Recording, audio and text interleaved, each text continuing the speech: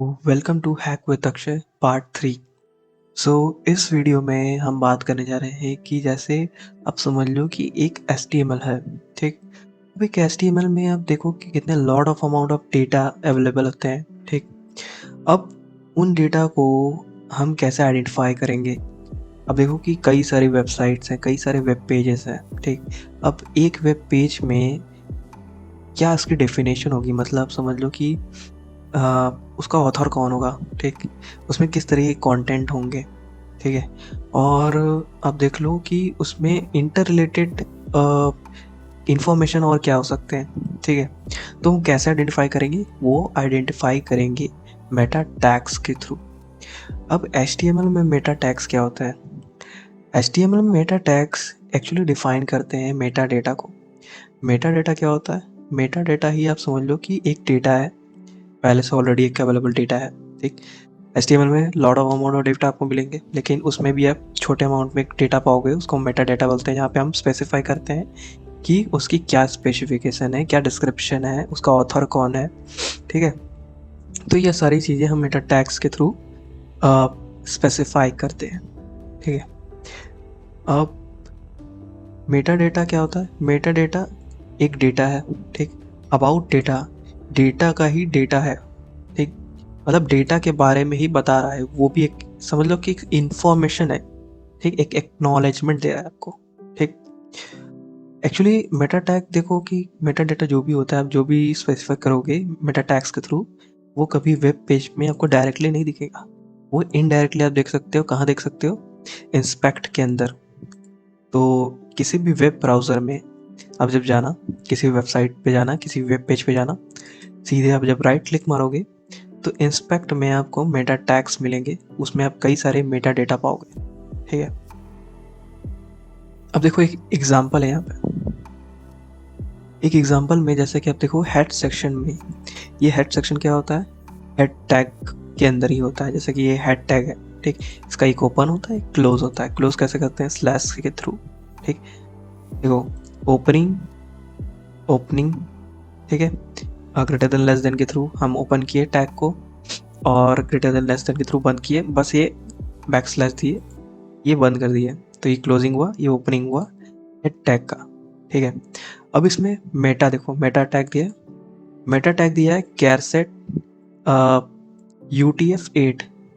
कैरसेट UTF-8 क्या है, ये एक्चुअली आप देख लो कि एक इनकोडिंग फॉर्मेट है। जैसे कि आप समझ लो कि एक वेबसाइट में कई सारे आपको सिंटैक्स मिलेंगे, अल्फ़ाबेट मिलेंगे, ठीक। अब ह्यूमन रीडेबल कैसे होगा, जैसे आप समझ लो कि मैंने तो वो HTML में इनकोड किया था, लेकिन वो अल्फ़ाबेटिक कैसे हमें रिप्रेजेंट करेंगे, उसको रिप्रेजेंटेशन के लिए हम क्या करते हैं, कैरसेट लगाते हैं, ठीक। कैरसेट UTF-8 एक फॉर्मेटिंग स्टैंडर्ड है, ठीक है। इसके बारे में आप रिसर्च कर सकते हैं आप गूगल के थ्रू। और एक और मेटा देखो, आप डिस्क्रिप्शन दिया है, मेटा टैग यूज़ किया है इसमें, नेम लगाया है। नेम क्या है, नेम एट्रीब्यूट है। वैल्यू डिस्क्रिप्शन रखा है, मतलब ये बता रहा है कि ये मेटा टैग एक डिस्क्रिप्शन देने जा रहा है। कंटेंट, कंटेंट बताया गया कि क्या किस तरीके का डिस्क्रिप्शन है, मतलब डिस्क्रिप्शन में आप जैसे कुछ भी फील्ड में वैल्यूज़ डालना चाहते हो तो कंटेंट के अंदर आएगा। नेम आप समझ लो उसका की है, ठीक। की मतलब आप समझ लो कि उसका लेबल ये दे रहा है कि डिस्क्रिप्शन है, और उसकी वैल्यू क्या है, कंटेंट है, ठीक। कंटेंट में ही उसके वैल्यूज़ जाएंगे। तो ये बता रहा है कि free web tutorial, free web tutorial क्या है, ये डिस्क्रिप्शन, ठीक है। अब सेकेंड लाइन में हम आते हैं, ये क्या है, ये एक अनदर मेटा टैग है जिसमें हम की दिए कीवर्ड्स। और इसमें कीवर्ड्स में आप देखो कि HTML CSS कॉमा कॉमा दे दे के इसने सारा सब कुछ दिया हुआ है, वैल्यूज़। अब कीवर्ड्स क्या होता है, मान लो कि एक वेबसाइट है, ठीक है। अब एक वेबसाइट में कीवर्ड्स का क्या रोल है, जैसे कि आप समझ लो कि जब हम SEO करते हैं, सर्च इंजन ऑप्टिमाइजेशन, तो उसमें क्या होता है कि वेबसाइट को इंडेक्स करने के लिए हमें कुछ कीवर्ड्स का हेल्प लेना पड़ता है। जैसे कि आप समझ लो कि जो हेल्प करेगा कि आपकी वेबसाइट कहाँ रैंक करेंगी, ठीक है। तो उसमें एक आता है कीवर्ड्स टैग होता है, जो कि हम कीवर्ड्स स्पेसिफाई करते हैं कि इसमें क्या क्या आप कीवर्ड्स ऐड कर सकते हो, जैसे कि HTML हो गया, CSS हो गया, जावास्क्रिप्ट हो गया। ये सब क्या है, कीवर्ड्स है, रैंक करने के काम में आएगा। अब एक दूसरा मेटा टैग क्या हुआ, मेटा टैग यहाँ पे देखो, या ऑथर। अब ऑथर मतलब आप समझ लो कि जैसे कोई बुक है, उस बुक का ऑथर कौन है, तो कैसे स्पेसिफाई करते हैं, वहाँ पे ऑथर का नाम लिखा रहता है। तो इसी तरह वेबसाइट का भी एक ऑथर होता है, जैसे कि ये वेबसाइट किसके द्वारा बनाया गया है, कौन बिल्ड किया, या किसके द्वारा ये प्रोड्यूस हुआ है, ठीक, प्रोड्यूसर कौन है, इसका मेन ऑथर कौन है, ठीक। तो ये ऑथर मैंने देखे कंटेंट में दिया है, कंटेंट इसका क्या है, वैल्यू, लेवल क्या है, ऑथर, ठीक है। एक दूसरा ये टैग दिया हुआ है व्यू पोर्ट। अब व्यू पोर्ट किस लिए हम देते हैं, व्यू पोर्ट आप समझ लो कि पेज को रिस्पॉन्सिव करने का काम में आता है। जैसे कि आप समझ लो कि डिवाइस का जैसा भी रिजोल्यूशन होगा, जैसे जितना भी विड्थ होता है, आप समझ लो कि 600 पिक्सल्स के विदिन में आप देखना चाहते हो उसके रिजोल्यूशन को, उसके विड्थ को देखना चाहते हो, तो आप width equal to device width, device width मतलब जितना भी डिवाइस विड्थ होगा, इनिशियल स्केल 1.0 कर दिया इसने, ठीक।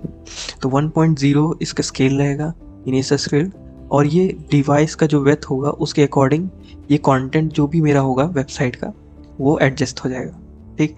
व्यू पोर्ट रिस्पॉन्सिव करने के लिए दिया गया है, ठीक है। अब बात करते हैं कि what is URL encoding in HTML। So URL का मतलब क्या होता है, URL stands for uniform resource locator, ठीक। अब URL देखो कि आप कोई भी वेब पेज खोलते हो तो उसमें एक URL होता है, एक एड्रेस होता है, ठीक। अब समझ लो कि जैसे किसी के घर जाना है, ठीक। अब उसके घर जाने के लिए हमें कोई एड्रेस का हेल्प लेना पड़ता है, अब बिना एड्रेस के तो हम उसके घर जा नहीं सकते, ठीक। इसी तरीके से वेबसाइट का भी खुद का एक एड्रेस होता है, जिस एड्रेस की हेल्प से हम एक्सेस करते हैं उसके वेब पेजेस, उसके वेबसाइट्स को, और नेविगेट करते हैं from one page to another page, ठीक है।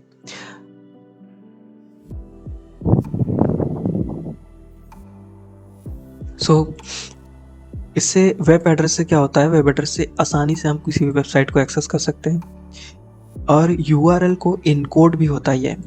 अब देखो कि वेब ब्राउज़र क्या करता है कि जो भी URL है, आप समझ लो अगर उसमें कोई स्पेस है, कोई स्पेशल सिंटैक्स है, उसका मतलब समझ लो कि वो इनकोडेड है, ठीक है, इनकोडेड फॉर्मेट में। अब हम कैसे पता करेंगे कि वो इनकोडेड है या नहीं है, तो आप समझ लो कि वो कैसे स्टार्ट होता है, इनकोडिंग कैसे होती है इसकी। स्टार्ट होता है सम अल्फ़ाबेट, कैपिटल टू जेड, और स्मॉल से भी हो सकता है, और इन बिटवीन कुछ स्पेशल कैरेक्टर जैसे परसेंटेज यूज़ करता है, और सम डिजिट भी यूज़ कर सकता है फ्रॉम 0 to 9, ठीक। यहाँ पे एक एग्जांपल दिया हुआ है, जैसे कि आप देखो www.ackwithakshay.com/about and percentage 20 and US, ठीक, अस लिखा है। तो इसका मतलब देखो, अब यहाँ पे परसेंटेज 20 का मतलब क्या है, ये गैप है। अगर आप, मैं ये URL को अगर मैं डालूँ ना कॉपी करके, तो अब देखना परसेंटेज 20 ऑटोमेटिक आता है, ठीक। तो ये किस थ्रू कैसे आ रहा है, ये ब्राउज़र खुद ही URL को इनकोड करता है उस वेब एड्रेस तक पहुँचने के लिए। तो ये इनकोडिंग पैटर्न फॉर्मेट यूज़ होता है वेब ब्राउज़र के थ्रू किसी भी वेब एड्रेस को यूज़ कर, मतलब नेविगेट करने के लिए या विजिट करने के लिए।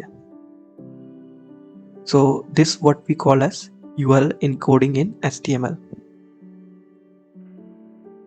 सो दैट्स इट, इस वीडियो के लिए इतना ही था, ठीक। ये था पार्ट 3। अब नेक्स्ट पार्ट में डिस्कस करते हैं आगे का।